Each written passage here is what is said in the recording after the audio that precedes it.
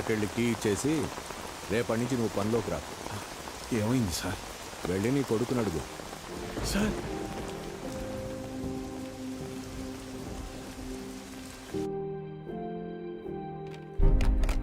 పోయిన సంవత్సరం కొన్ని అధికారిక అవకతవకల వల్ల గవర్నమెంట్ కాలేజీ లెక్చరర్స్ నియామకం ఆలస్యమైంది. ఆ లెక్చరర్స్ కొరతని ప్రైవేట్ కాలేజీలు భర్తీ చేసి ఒక కొత్త వారధికి నాంది పలికాయి. కానీ ఇప్పుడు పరిస్థితి మారింది. ఇటీవల జరిగిన ఇంటర్వ్యూస్లో 500 మంది లెక్చరర్స్ సెలెక్ట్ అయ్యారు. కానీ పోస్టింగ్స్లో ఇంకా అస్పష్టత నెలకొంది. దీనికి కారణం గవర్నమెంట్ కాలేజీలు మొత్తం ప్రైవేట్ కాలేజీల ఆధీనంలో ఉండటం. ఒక సదుద్దేశంతో తలపెట్టిన కార్యం నిరుద్యోగానికి కారణమవుతుంది. అందుకే ప్రైవేట్ కాలేజీలతో ఆనాడు ఏర్పాటు చేసిన ఎంఓయు రద్దు చేస్తూ జీవోని ఇమ్మీడియట్గా రివోక్ చేస్తున్నారు. సో గవర్నమెంట్ కాలేజెస్లో ఉన్న ప్రైవేట్ కాలేజ్ లెక్చరర్స్ తిరిగి వాళ్ళ కాలేజీలకు వెళ్ళిపోవాలని ఆదేశాలు జారీ చేస్తున్నారు. ఏం దిగులు పడుకు బాబు, అన్నీ సర్దుకుంటాయి. మీనాక్షి వాళ్ళ నాన్నగారి ఆప్తికానికి కాశీకి వస్తానని మొక్కున్నాను బాబు. అందుకే ఈ హడావుడి ప్రయాణం.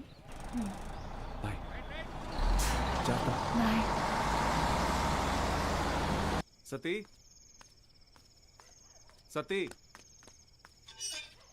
అన్నా, సత్యం చూసారా? సారకుడి దగ్గర ఉన్నాడు.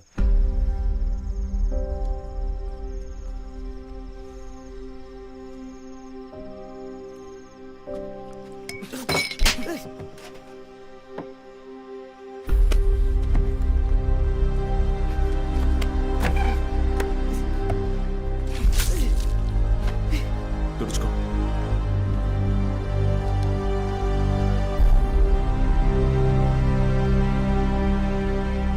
సెకండ్ ఇయర్ సప్లిమెంటరీ ఎగ్జామ్ రాయాలి. గుర్తుందిగా? నేనేం చెప్తే అది చేయాలి.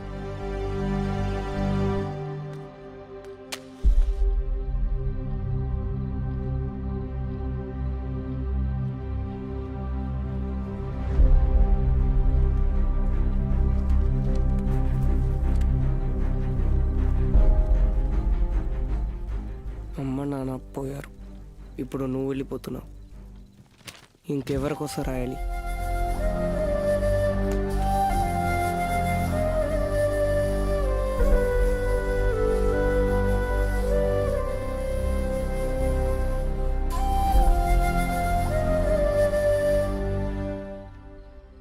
నువ్వు ఇంజనీర్ అవ్వాలని ఆశపడ్డావు, కానీ నేను చదివించలేకపోయాను. నన్ను క్షమించరా. ఎందుకు ఇప్పుడు ఓడిపోయాను? నీ వల్ల అక్కడ ఒక్క స్టూడెంట్ ప్రయోజకుడైనా నేను గెలిచినట్టు భావిస్తాను. వాళ్ళ అమ్మా నాన్న ఆనందం వెనక నా కొడుకున్నాడని గర్వపడతాను. ఇప్పుడు ఏమైందని, ఎందుకు జరిగిపోయింది దాని గురించి బాధపడుతున్నావు? రే, అడిగింది కొనివ్వకపోతే ఆ పిల్లలు ఒక్కరోజే ఏడుస్తారు. కానీ వాళ్ళ అమ్మా నాన్న కొనివ్వలేని పరిస్థితి ఉన్నంతకాలం ఏడుస్తూనే ఉంటారు. నా ఏడుపు నీకు అర్థం కాదులే.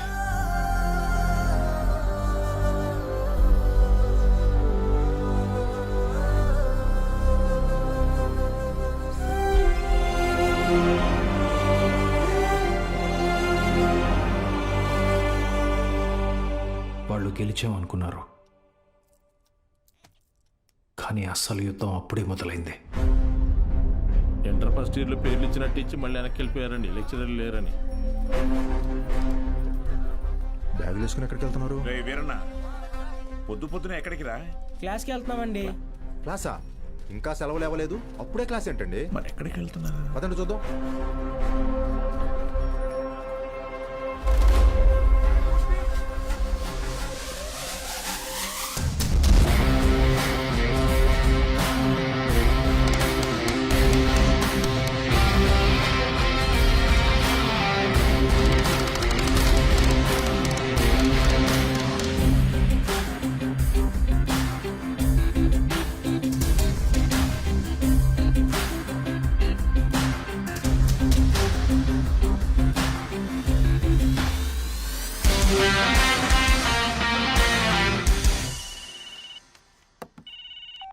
హలో బావా, ఆ మ్యాక్స్ గార్డ్ ఇంకా ఊళ్ళోనే ఉన్నాడు. పొలంలో పాకేసి ప్రైవేట్ పెట్టేశాడు. ఏం చేయమంటావు బావా? హలో రే దద్దమ్మ, వాడు పాకేసింది నీ ఊర్లోనేగా. ఊరు ప్రెసిడెంట్ అయ్యింటే నన్ను అడుగుతున్నావా? రే, ఆ పొలం ఎవరిదో కనుక్కోండి.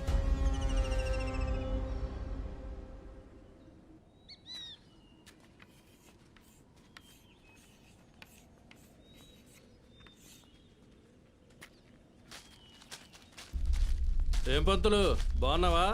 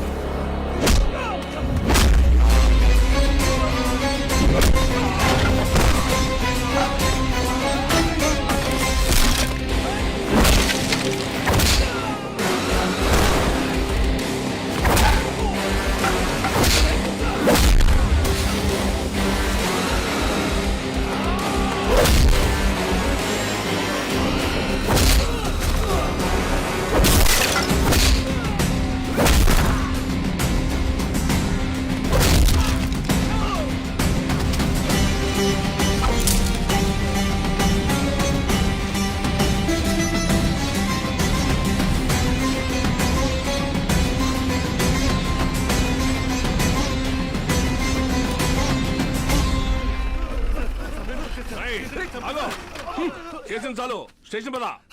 సార్ సార్ వాళ్ళే సార్ పిల్లలు చదువుకునే పాకని పడగొట్టేసింది. ఏం జరిగిందో నాకు తెలుసు, పద స్టేషన్కి. సార్ అర్థమైంది, అంతా అర్థమైంది. మీరంతా ఒకటే. ఇంట్లో వాగుతున్నావు? ఎంత కమ్ముడుపోయావు? ఏంట్రా ఎంత కమ్ముడుపోయావు? ఏంట్రా వాగుతున్నావు? రేయ్ లాంటివరా ఎంత తీసుకొని నీ యూనిఫామ్ వాడి పక్కన పడుకోబెట్టావు?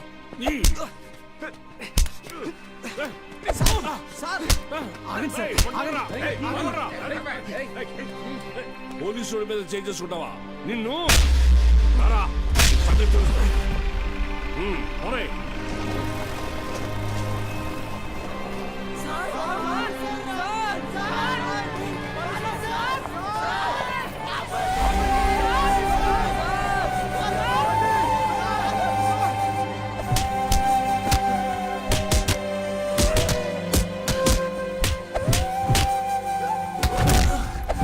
సార్ పంతుల్ని కొట్టడం పాపం సార్. పోలీసులు కొట్టడం నేరంరా? రేయ్ కుమ్మండి రాయండి.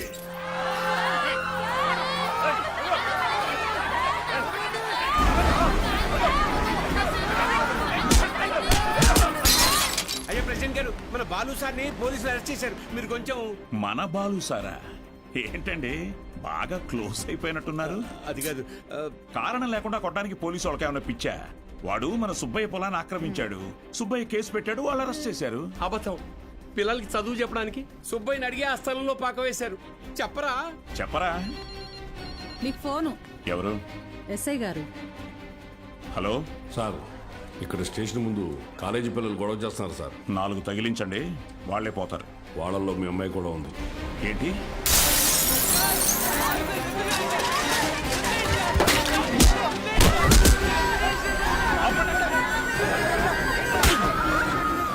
చంపేస్తానేమనుకున్నా. ఆపండి, ఆపండి! నోరు మూసుకుని మీ అమ్మ బాబులతో ఇంటికి పండి. నీ